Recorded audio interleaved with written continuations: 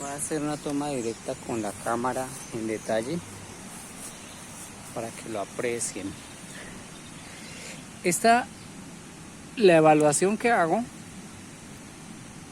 de la planta en general implica que yo la vaya viendo por todas sus caras, ¿sí?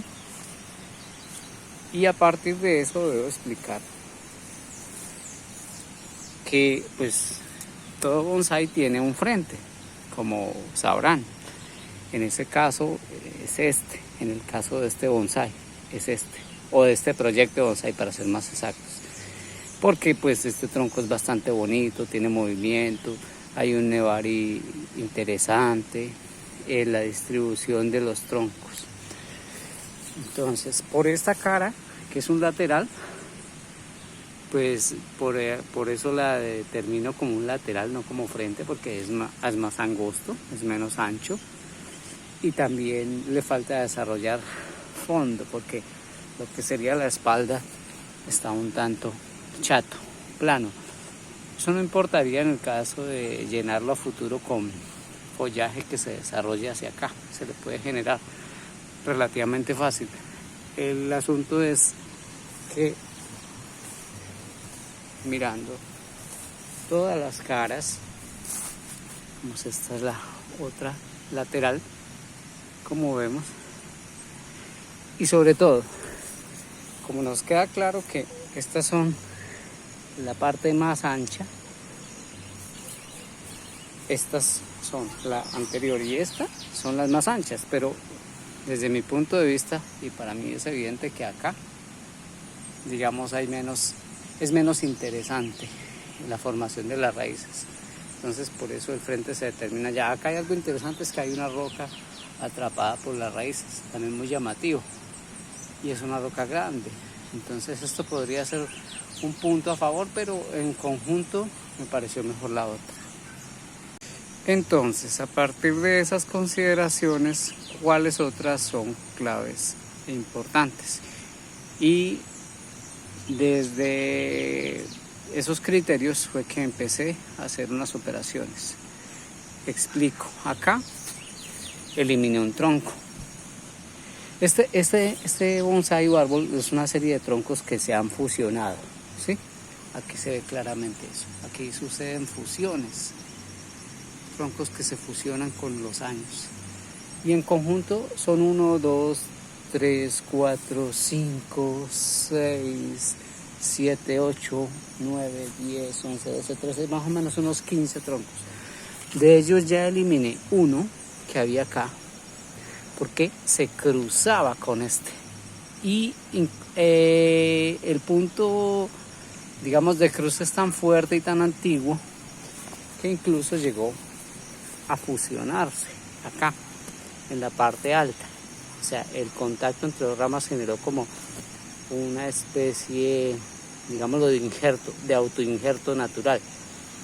Entonces lo corté porque era un tronco muy largo, sí tenía un grosor, tenía una parte con algo de putrefacción que aquí se nota, ¿sí? Aunque ya la limpié, y carecía de movimiento y se cruzaba. Entonces son cosas que no tienen, o sea, no son apreciadas en el bonsai los tramos rectos y demasiado cilíndricos.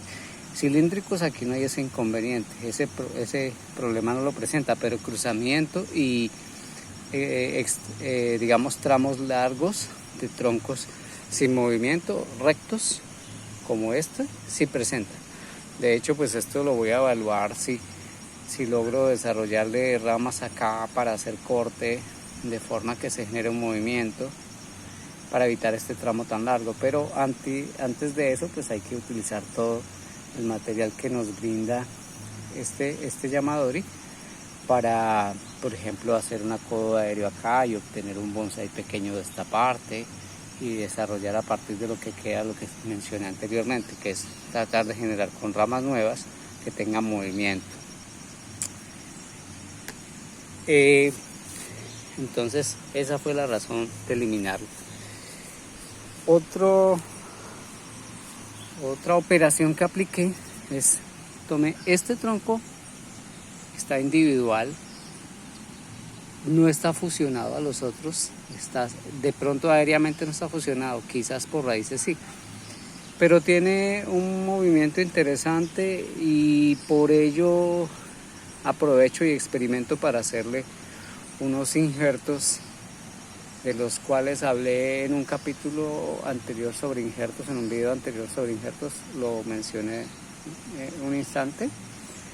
Estoy aprovechando para hacer injertos de otras variedades de azalea de flor más llamativa que las que tiene esta especie, ¿sí? esta variedad, que es muy resistente, pero su flor es muy sencilla. A mí me gusta, pero hay unas que son preciosas y quiero experimentar a ver si funciona el injerto, y ahí lo tengo para en un momento separar, ya sea porque lo haga con una porción de raíces directamente de acá, que me quede como un árbol individual, así como para una especie de bujinji, porque es alto y es esbelto, no es grueso, o si le generamos un cepellón de raíces a partir de un acodo aéreo en esta área. Bueno, otra cosa que les quiero señalar, y hablando nuevamente de los ramos rectos que poco convenientes o apreciados son en bonsai, como este tronco acá tiene pues un tramo muy largo recto sin mayor interés, aunque tiene aparición de ramas gruesas que le dan un poquito, que atenúan un poco esa monotonía de un tramo recto. Sin embargo, acá lo que hago es, en este momento, creo que lo más interesante puede llegar a ser acá, hacer un corte y aprovechar esta parte para generar un desarrollo con más movimiento de este tronco bajo, ¿sí? Entonces, así la luz la puedo modificar para que sea donde señalo, ¿sí?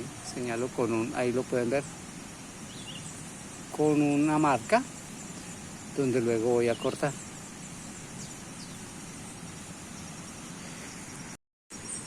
Otro proceso que he ido adelantando es el siguiente, pues de estos troncos hay algunos que presentan una putrefacción, pero como la variedad es tan fuerte, tan rústica, ella logra recuperarse porque brota nuevamente, y si esto se seca, se trata bien, que es lo que he tratado de adelantar, aplicando caldo sulfocálcico, líquido de ginkgo isharis, como se conoce. Con la aplicación de eso pues se empieza a endurecer y se frena el proceso de putrefacción. Claro que primero se raspó, se quitó la parte podrida con herramientas, y eso le puede dar un llamativo incluso a futuro.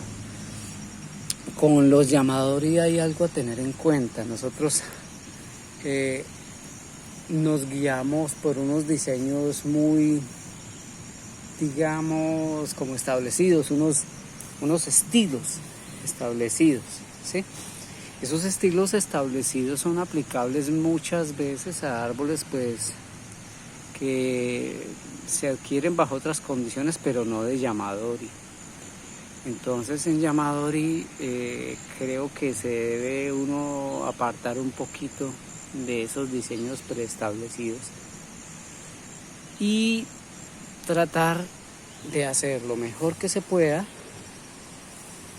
con aquello con el diseño que el árbol mismo sugiere, por decirlo así. Cuando decimos sugiere es que pues el árbol nos muestra unas posibilidades y es bastante sano seguirlas. A partir de la observación de las características que el llamadori muestra, tomamos la decisión sobre el diseño, y no pues ciñéndonos a las maneras estrictas que suelen tratar de sugerir los diferentes estilos de bonsai. O sea, la observación es imprescindible, es una cuestión. importante a tener en cuenta cuando trabajamos con un llamadori. Para eso es necesario eh, escuchar, estar atento a lo que el árbol manifiesta. En ese sentido, pues el bonsái es eso, es escuchar el árbol y no solamente imponer nuestro gusto, nuestro criterio para sacar adelante algo que puede ser caprichoso. La digamos característica especial del bonsái como un arte, incluso si se quiere ver así, es que es el resultado de una labor conjunta entre el hombre y la naturaleza, entre un árbol, en este caso, y lo que nosotros tenemos en mente. El bonsái lo que permite es llevar ese, digamos, esa sugerencia, por decirlo de un modo, que nos hace el árbol a un nivel de pronto más cercano a un ideal que el que él mismo o que la naturaleza por sí sola puede llegar a dar. Entonces es importante tener eso presente. No se trata de, de imponer absolutamente los conceptos, digamos, estéticos, sino saberlos armonizar con lo que la misma naturaleza ofrece como posibilidades.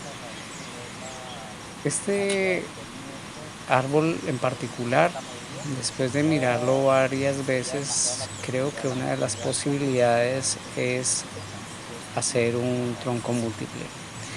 Unas operaciones previas que hice antes fue la eliminación de la mayoría del sustrato que traía desde el suelo, que era liberando rocas y tierra, recortando las raíces para que cupieran en este cajón, ¿sí? De manera que el diseño se facilite y el trabajo, sin embargo, sigue siendo bastante pesado. Bueno, eso es algo normal en un bonsái de tamaño grande. Y lo que ahora en adelante viene, pues es ir haciendo con paciencia los diferentes procesos, porque pues han sido hechos con lentitud. De esa primera o de ese segundo corte de ramas pasó una semana. Y pasó una semana sin que se haya lastimado el árbol.